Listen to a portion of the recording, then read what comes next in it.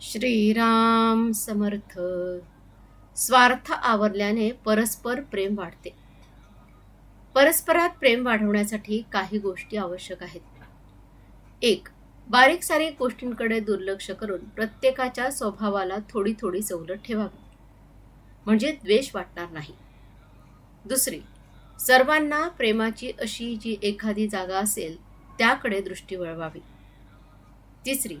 कोणतीही सूचना सांगायची झाली तर त्या व्यक्तिविषयक न बोलता नम्रतेने आणि गोड शब्दात सांगावी. 4. अत्यंत महत्त्वाची गोष्ट, जी मध्ये या सर्वांचा बऱ्याच प्रमाणात अंतर्भाव होतो, अशी बाब म्हणजे स्वार्थाला आळा घालणे. म्हणजे मी स्वतः जितका माझ्याकरता आहे असे वाटते त्यापेक्षाही जास्त मी दुसऱ्यांकरता आहे असे वाटणे हे होय. आणि ही जाणीव ठेवून त्याप्रमाणे वागणे हेच प्रेम वाढवायला मदत करते. ज्या माणसाला स्वार्थ साधायचा नाही त्याला कमी पडणे शक्यच नाही. जिथे निस्वार्थपणा आहे तिथे भगवंताला पुरवठा केलाच पाहिजे. आता स्वार्थाचा विचार करताना असे सहज वाटते की मी कुठे स्वार्थी आहे, मी कुठे कुणाजवळ काय मागतो. पण एवढ्याने स्वार्थदृष्टी नाही असे म्हणता येणार नाही. अहंकारा इतकाच स्वार्थ जबरदस्त आहे. त्याच्या मुळ्या इतक्या खोल आणि सूक्ष्म असतात की त्यांचा पत्ता लागत नाही. स्वार्थ 3 प्रकारचा असू शकतो: कायिक, वाचिक आणि मानसिक. देहाला दुसऱ्यानिमित्त कष्ट न होतील इतक्या काळजीने वागणे हा कायिक स्वार्थ म्हणतात.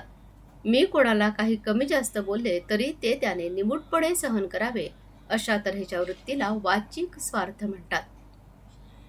आणि माझ्या मताप्रमाणे सर्वांनी वागावे, माझे विचार बरोबर आहेत अशी जाणीव इतरांनी ठेवावी अशा तऱ्हेची आपली इच्छा याला मानसिक स्वार्थ म्हणतात.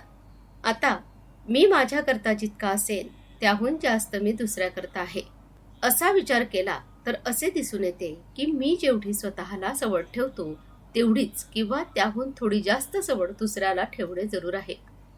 म्हणजेच जे दुसऱ्याने आपल्या बाबतीत करणे आपल्याला बरे वाटत नाही ते आपण दुसऱ्याच्या बाबतीत न करणे, आणि त्याच्याच उलट जे दुसऱ्याने आपल्याला केले तर बरे वाटते तेच आपण दुसऱ्याच्या बाबतीत करावे.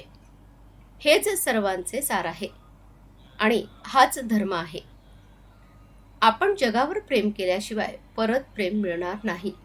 आपण पुष्कळांच्यावर प्रेम केले तर आपण एकटेच त्यांचे करतो, पण प्रसंगाला ते सर्व आपल्याला मदत करतात. जो पुष्कळांचा झाला तोच भगवंताचा झाला असे समजावे. आजचे बोधवचन: जो निस्वार्थ बुद्धीने प्रेम करतो त्याला आनंद खास मिळतो. जानकी जीवन स्मरण. जय जय राम.